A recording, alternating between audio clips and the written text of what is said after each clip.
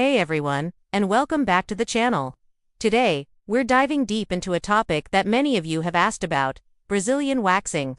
We're going to expose the most common mistakes people make and, more importantly, teach you how to fix them for a flawless, smooth experience every single time. Whether you're a seasoned pro or a nervous first-timer, you're going to want to stick around for these tips. Let's get started. First up, let's talk preparation. Because a great wax starts long before you even get to the salon. The biggest mistake: not getting your hair length right. If your hair is too short, the wax has nothing to grab onto. If it's too long, it can be more painful and lead to breakage instead of a clean pull. The sweet spot is about 1/4 of an inch, or the length of a grain of rice. So, if it's been a while, give it a little trim a day or two before your appointment. Another huge prep step that people often skip is exfoliation. Gently exfoliating the area 24 to 48 hours before your wax is a game changer. It removes dead skin cells, which helps prevent clogged pores and pesky ingrown hairs later on. Just use a gentle scrub or a dry brush. But remember, don't exfoliate on the day of your wax, as this can make your skin too sensitive. And please, avoid applying any lotions, oils, or deodorants to the area right before your appointment. The wax needs a clean, dry surface to adhere to the hair properly. Now, let's get into the nitty-gritty of the waxing process itself. A major error, especially for those doing it at home, is getting the wax temperature wrong. If the wax is too hot, you risk seriously burning your sensitive skin. If it's too cold, it won't spread properly and won't be effective. Always test a small patch on your inner wrist first. It should feel warm and comfortable, never painfully hot. Professional estheticians are trained to get this perfect, which is a big reason to consider going to a pro, especially for your first time. Next, let's talk technique.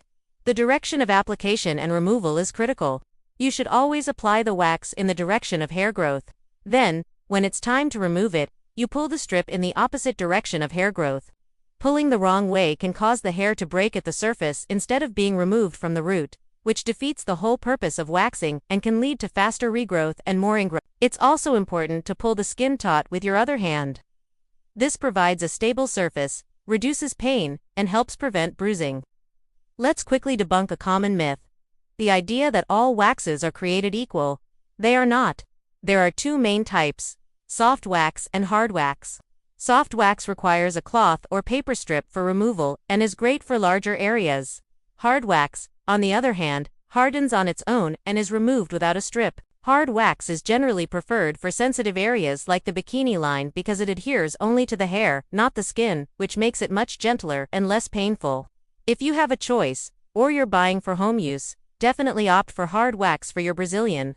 Let's also quickly touch on the difference between a bikini wax and a Brazilian. A bikini wax just cleans up the sides and a little off the top anything that would be visible outside a standard swimsuit. A Brazilian, however, typically removes everything from front to back, sometimes leaving a small strip or triangle at the front if you prefer. It's good to know exactly what you want and communicate that clearly with your esthetician. Now, what about after the wax? Post-wax care is just as important as the prep. The biggest mistake here is wearing tight clothing or hitting the gym right after your appointment. Your skin is sensitive, and your pores are open. Tight clothes can cause friction and irritation, while sweat can introduce bacteria, leading to breakouts or infections. Opt for loose, cotton underwear and comfortable pants for the rest of the day. Also, avoid hot baths, saunas, and swimming pools for at least 24 hours. To reduce post-wax irritation, a cool compress can work wonders. If you're prone to redness or bumps, applying a soothing product with ingredients like aloe vera or chamomile can help calm the skin. And remember that exfoliation we talked about. You'll want to start that up again about 2 to 3 days after your wax and continue doing it 2 or 3 times a week. This is your #1 defense against ingrown hairs and is key to extending the smooth results of your wax.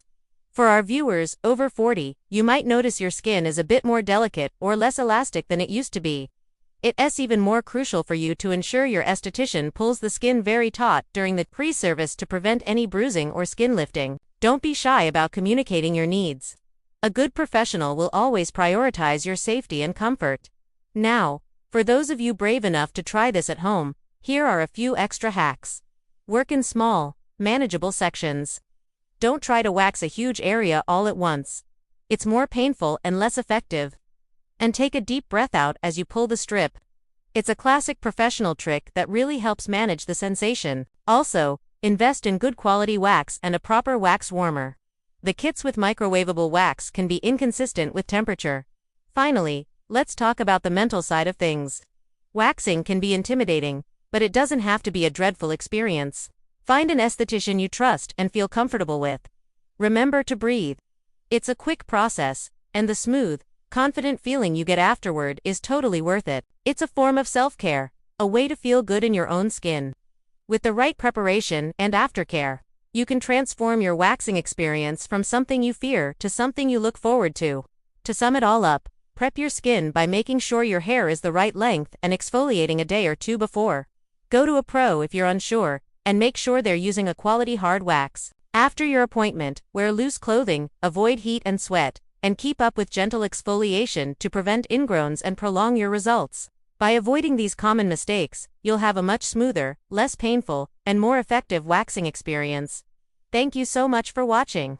I hope these tips help you feel more confident for your next wax. If you found this video helpful, please give it a thumbs up, and don't forget to subscribe and hit that notification bell so you don't miss any of our future content. Drop a comment below with any of your own waxing tips or questions. Stay smooth, and I'll see you in the next video.